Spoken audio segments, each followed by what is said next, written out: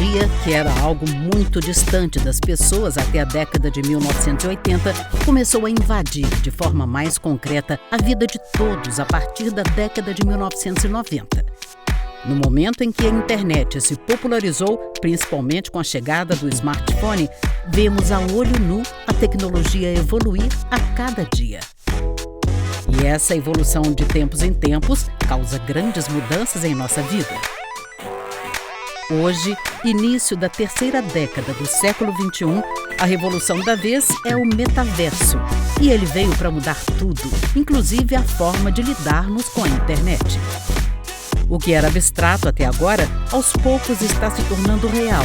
E estamos prestes a entrar em um novo portal que nos levará para dentro do universo virtual. Educação, ciência, saúde, comércio, indústrias, tudo vai mudar. E se você pensa que jamais irá comprar um imóvel virtual, roupas virtuais, obras de arte virtuais, é melhor então você começar a rever seus conceitos. E como será a nossa vida quando tivermos acesso total às possibilidades que o metaverso nos dará? Olá, este é Futuro Imediato, teu programa sobre tecnologia e sociedade. Hoje nós vamos conversar sobre o metaverso e para isso estamos recebendo aqui o psicólogo, professor Francisco Carlos Gomes. Ele é mestre em psicologia social e também coordenador de pesquisa no Labo PUC São Paulo. E doutora Beatriz Brandão, escritora, antropóloga, socióloga. Gente, Bia, já quero emendar com você aqui. Você terminou agora, realizou o seu pós-doutorado em psicologia, em sociologia da cultura. Quer dizer, uma análise sociológica sobre aspectos culturais. O metaverso é uma mudança de comportamento econômica na educação. Fala um pouquinho para nós sobre essas mudanças de comportamento hoje que levam as pessoas a aderirem mais do que a internet, mais o metaverso nas suas vidas. Obrigada, Davi. Obrigada por estar aqui, professor Francisco. Muito feliz em estar aqui e poder também falar com ele sobre esse tema que é tão urgente, né? Mais do que importante. Ele está com urgência dentro da agenda. E dentro da perspectiva antropológica, da perspectiva sociológica, tem uma importância e uma densidade muito grande. Primeiro porque nós estamos vivenciando e a gente está de frente para um momento de transição, como você falou. Internet, qual é o sentido da internet, para a transição do metaverso, que seria esse conceito de imersão na realidade, na verdade, mais do que uma imersão, é uma transcendência do que é o real. Então, se a gente pensa em repensar conceitos como realidade, a gente está falando sobre a sociologia e a antropologia na sua base. Então, essa área ela tem um impacto muito grande nesse pensamento. E aí, assim, de início, eu já colocaria, até para a gente pensar aqui um pouco, que conceitos fundamentais, assim como indivíduo-sociedade, que é a tensão fundante, né, da sociologia e da antropologia, ela está em evidência dentro dessa discussão, porque a gente está repensando formas de se colocar no coletivo, formas de se relacionar com o outro, forma de se relacionar institucionalmente, inventando, né, ou fazendo uma nova realidade, e também formas como a gente se vê. Porque o conceito de identidade, ele é também basilar para a gente pensar isso a partir dos ecossistemas que o metaverso faz como um avatar. Então, se eu faço um avatar, eu estou também na construção e na composição de uma identidade. Então, conceitos como indivíduo, sociedade, produção de coletivo, realidade, né, que a gente vai pensar de realidade aumentada, né, expandida, óbvio, né, que dentro disso, né, num sentido de cybercultura, cyberespaço. E aí, por fim, eu acho que isso já dá muitas questões para a gente pensar, né, nesse movimento de transição. Eu penso muito, né, eu pessoalmente, algo que eu me coloco muito em reflexão é o sentido do tempo e o sentido do corpo, porque a gente vai repensar o que é tempo dentro disso, dentro dessa dimensão, porque a proposta é um tempo não linear, é você romper com esse sentido de linearidade. E quando a gente rompe com a linearidade, a gente vai para onde? A gente vai pensar num sentido radial, né? A gente abre a dimensão e vai pensar num tempo num sentido radial. Essa é uma questão. E o outro é o corpo, que eu acho que também a gente pode conversar muito aqui com o professor Francisco, que é a gente está ligado a uma matéria, um corpo que habita um espaço específico. Então, a gente está formando novas formas de habitar. E que corpo é esse que habita, né? A gente vai repensar o próprio corpo. Então, assim, só para concluir. Francisco, a doutora Beatriz coloca para nós aqui várias pautas importantes da mesa: tensão indivíduo-coletividade, que o metaverso traz, tempo, espaço, velocidade. Mas na prática, uma coisa que a gente percebe é que as pessoas, quanto mais imersas ou interagindo com essas novas tecnologias, se tornam, na prática, distantes umas das outras. Então, o tema da solidão, o senhor como um psicólogo, um pesquisador nessa área de análise, como que o metaverso tem impactado no tema da solidão das pessoas?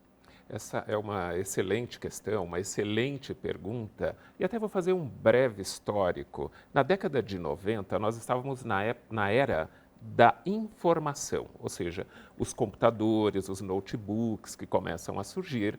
Depois, na década do ano 2000, a era da comunicação, né? Ou seja, todo mundo interagindo 24 horas com seus smartphones e tudo mais.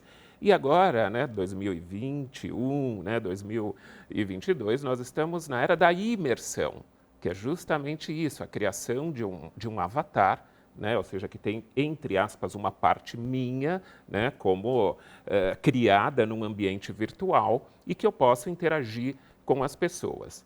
Bem, não se trata, né, de uma enganação, essa questão do metaverso, mas se trata de uma fantasia, né, uma fantasia de que nós vamos viver, então, essa outra vida e, muitas vezes, nós vamos cair numa coisa chamada vazio existencial, o vazio da existência. Então, eu penso que através, né, dessa linha, e que não tem como impedir esse crescimento que é exponencial, e que em muitos setores ele é ótimo, né, porque traz essa interação, nós temos que lidar com a questão de tempo, ou seja, quanto tempo eu vou ficar dentro desse ambiente virtual. Então, à medida que eu fico mais tempo nesse lugar, eu tenho a chance de cair num vazio, porque eu vou interagir comigo mesmo, interagindo com outras pessoas, mas num espaço muito restrito.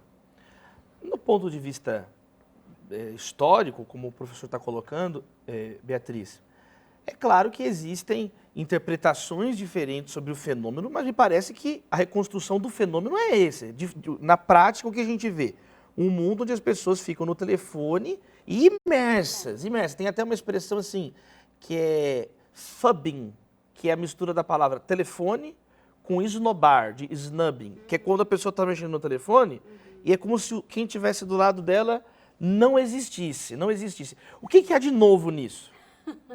Isso é quase um autismo tecnológico, né? A gente está reconhecendo novas formas de... É interessante, né? Porque o ponto principal quando a gente fala de metaverso é interação.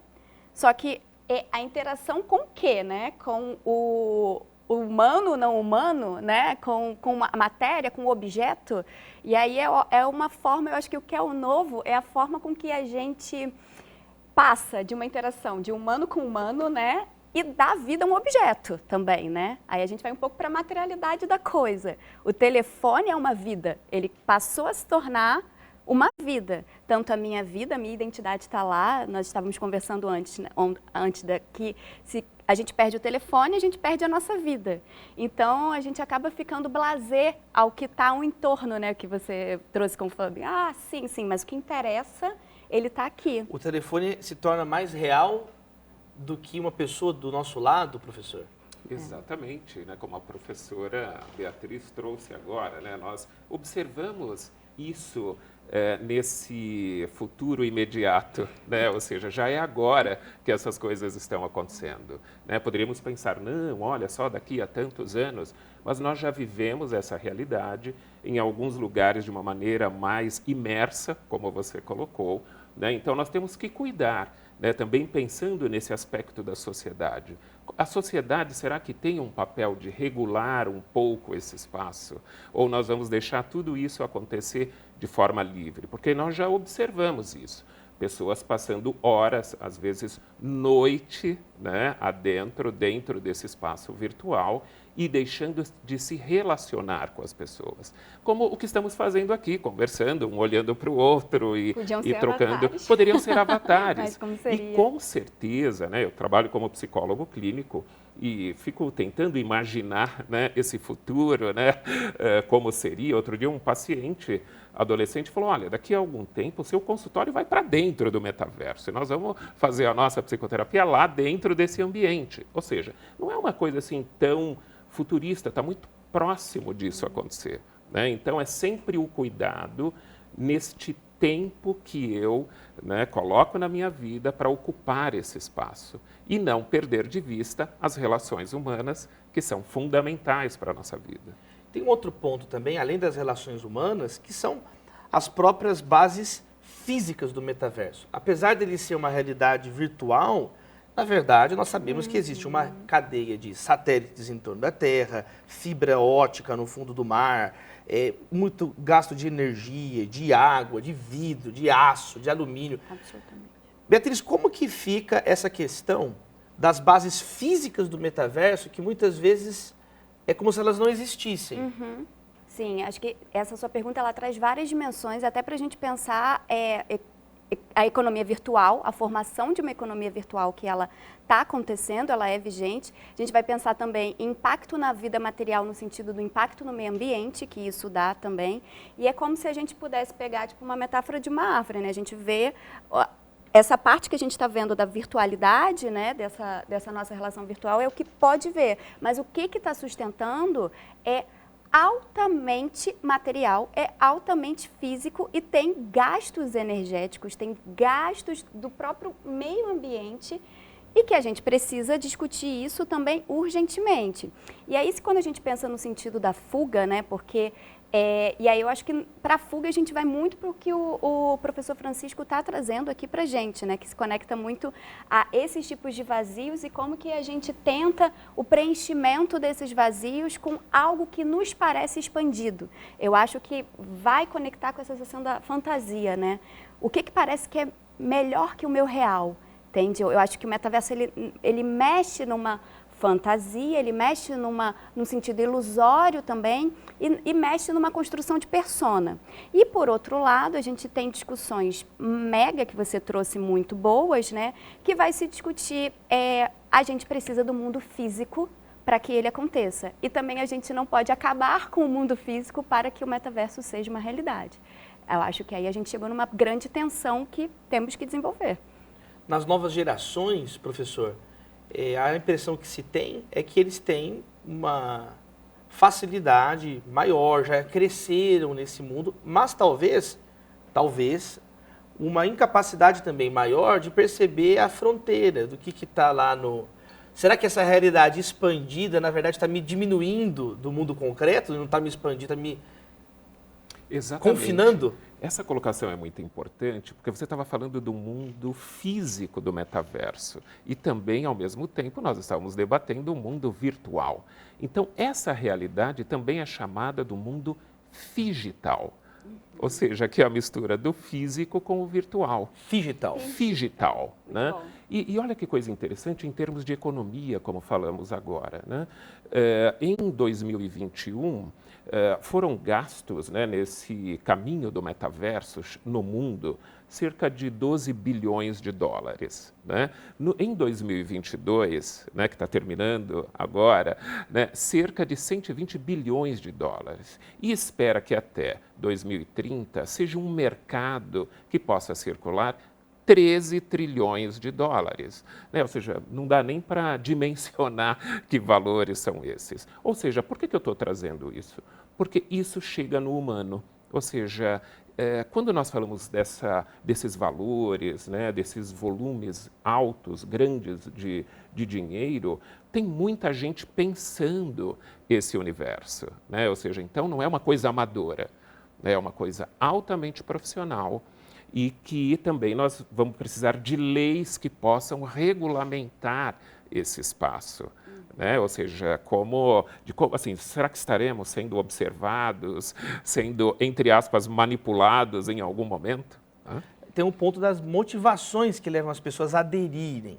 Percebe-se, por exemplo, que tem pessoas que vão por necessidade. Se eu não abrir uma conta numa mídia social, eu vou perder o meu emprego, né? O novo currículo é a sua conta na mídia social. Só que parece que outros não. Outros talvez dizem, não, eu quero realmente estar ali que eu sinto prazer. A pergunta, Bia, é a seguinte: o metaverso é só um lugar onde nós transpomos tudo que está aqui no mundo físico, ou há algo novo que é único, ou possibilidades que se abrem inéditas nesse espaço? Bom, a pergunta de milhões, né? Vamos lá. Aqui só temos perguntas só na de casa milhões. dos milhões. Se não for para trilhões. fazer, Pergunta de trilhões. Se não for para fazer pergunta de milhões, a gente nem vê. Não. Mas agora são perguntas de trilhões. A gente já sabe o movimento da economia e que, inclusive, uma economia virtual, né, que a gente também não pode pensar nos bitcoins, como que isso também está tendo impacto no próprio ramo do investimento, até no futuro do dinheiro, né? Então, até pensando tudo isso. Mas existe uma... E aí eu volto com uma palavra que eu gosto muito de trabalhar, que é a atenção, né? Que você trouxe aí, né? Dessas motivações. E se tem o ineditismo? Eu tenho uma posição que não existe nada inédito ainda, né? A gente está numa construção, uma composição do que já existe e do que vai se formar, do que vai se mostrar. Mas eu acho que, se a gente for por esse campo, né, do ineditismo, é claro que tem pessoas que vão se relacionar com essa realidade, essa nova realidade, de uma forma pragmática. Eu preciso estar aí, o futuro é imediato, o futuro é agora, ele está acontecendo, o que vai acontecer já está acontecendo, então eu vou me inserir. E outras pessoas também, elas se colocam ali. E até mesmo, né, quando a gente fala nós somos de gerações que vimos o telefone, o bip, né, a internet, a gente pegou a internet de escada, a gente pegou todo esse processo. Só que existem gerações que já nasceram nesse processo e o metaverso não é tão distante de como ainda é para a gente nessa construção que a gente está, né, nesse processo. Então, eu acho que, para essas pessoas, existe um sentido de necessidade muito maior do que existe na gente, não necessitar intrínseco. É cultura geracional, né? E aí, acho que o diálogo aqui com o professor Francisco pode ser muito bom.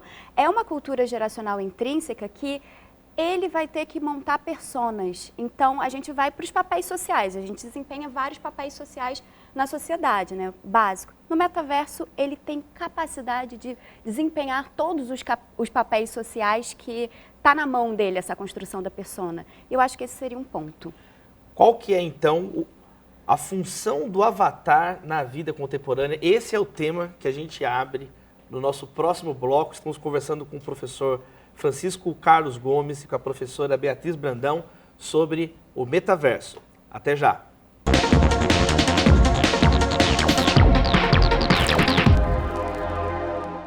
Estamos de volta com o Futuro Imediato, hoje conversando sobre o metaverso com a doutora Beatriz Brandão, professor Francisco. Professor, avatar. Na internet, no metaverso, nós nos recriamos de algum modo. Um coloca uma antena, muda a altura, a envergadura. O que representam esses avatares do metaverso na análise psicológica? Depois a mesma pergunta para a Bia na antropologia. Bem, estávamos até conversando aqui, né, com a professora Bia sobre o conceito de verdade. Ou seja, o que é verdade daquilo que aparece nas redes, né? E nós podemos olhar isso. Ou seja, será que as pessoas vão expressar mesmo aquilo que está sentindo através de um avatar? Ou só vai colocar aquilo que realmente tem um valor, né, uma espécie de valor social? Então eu não coloco se eu estou triste ou eu estou feliz o tempo todo, ou realizo uma série de coisas que talvez aqui na vida concreta, né, nós não conseguimos fazer. Uma compensação na fantasia de uma frustração real. Exatamente, é isso. Ou seja, com certeza esse lugar cada vez mais, né, será projetado algo, né, daquilo que muitas vezes não consigo fazer nesse mundo concreto e eu passo a fazer nesse mundo digital. porque ele permite isso, né? Assim, essa virtualidade com também um corpo, que é um corpo virtual, tem lá uma imagem. Né? Então, eu posso expressar tudo aquilo que eu estou sentindo, mas eu vou fazer escolhas, né? Aquilo que eu quero mostrar. Uma pergunta também, quando a pessoa está no metaverso, criando o seu avatar, existem possibilidades hoje de personalização, as chamadas skins, as chamadas NFTs, obras de arte não fungíveis, que são caríssimas, né? Você compra esses produtos, por exemplo, bolsas de $20 mil. A pergunta direta, o que leva uma pessoa a comprar uma bolsa que não existe de $20 mil? Claro, ela tem que ter dinheiro, mas você vê que é uma cobiça, e mesmo quem tem dinheiro, professor. Exatamente, ou seja, dentro do mundo digital tudo pode.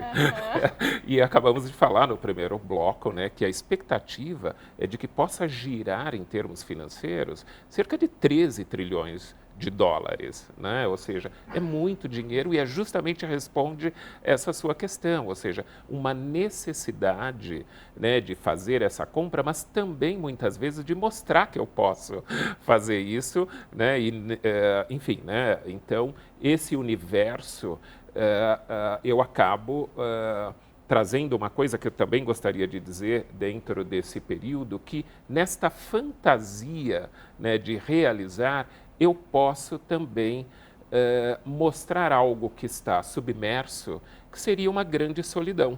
Né? Então, eu me relaciono com esses objetos todos de valor, né, para eu me sentir melhor. Professora Beatriz, na tua trajetória acadêmica, tem uma construção de análise de grupos, né? Pessoas em situação de rua, pessoas em reabilitação por questão de dependência química, povos ancestrais, povos nativos. Como que você percebe o impacto do metaverso, dessas discussões sobre tecnologia, em grupos onde aparentemente não tem essa conversa, ou pelo menos não se divulga esse tipo de iniciativas? Excelente, Davi, obrigada. E até assim, a partir até mesmo dessa reflexão, aí eu compartilho com vocês um projeto que a gente está elaborando. Eu estou com um grupo que trabalha com NFT, que produz, né, NFTs. Eu também fiquei assim, por que tanto dinheiro, né, nesse sentido? É porque vai no sentido da raridade e da exclusividade, vai um pouco nisso, né? Quero ser desconhecido, quero ser exclusivo, né, então caminha nisso.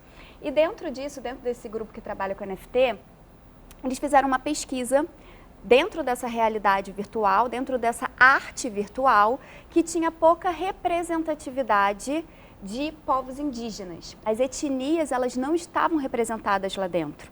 Então, qual foi o projeto? E aí eu fui convidada como antropóloga e como documentarista, né, que vai ser muito interessante. A gente vem visitando algumas etnias, a gente já conversou com os Pataxós, com os Xanenawa, também com o Nicuim, para ver o que essas etnias entendem sobre tecnologia, pensando sempre, né, que a tecnologia ela é ancestral, tecnologia não é mundo digital, a gente, enfim, o fogo foi a primeira tecnologia. Como que elas veem essa relação? E uma coisa bem interessante que a gente tem visto é que existem ainda algumas etnias que estão ainda veem a tecnologia como invasão, no sentido de somos invadidas pela tecnologia, e isso é muito forte.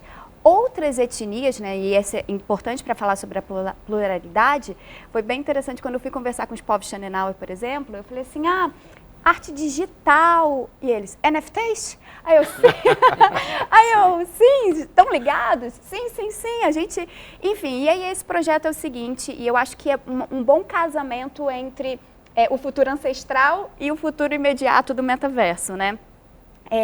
A gente vai fazer essa imersão em várias etnias para entender a tecnologia dentro disso. Vamos transformar as mitologias indígenas em NFTs para serem vendidos dentro das comunidades virtuais, para que essas comunidades virtuais tenham acesso a essa mitologia indígena. A partir